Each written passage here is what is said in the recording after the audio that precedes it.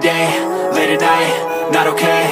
All I want, and I pray, all I need are some better days. Fuck me, I'm looking in the mirror, so foggy, but I've never seen clearer. I don't really think anyone can save me, and honestly I'm not really sure I want saving. I like to be my own worst enemy. There's no risk if you don't try at anything, so I'ma just keep buying everything. See you in the next life, have to be a better me. I don't think that my head's on straight, gotta flip it and grip it and go and get an x-ray.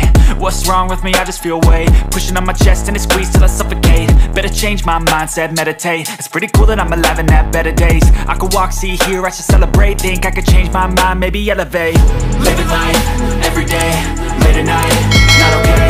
All I want, and I pray, all I need are some better days. Yeah, all I need are some better days. Cause all I want, and I pray, I believe in the better days. I'm kinda stuck between a rock and a hard place. Do I work hard, or live at my pace? You're only young once, yeah that's all great, but I also want a future where I'm okay. Living life is doing lots of cocaine. Wait no, it's living with no shame. Wait no, it's sleeping in on Sundays. I guess it's different for each of us and that's okay.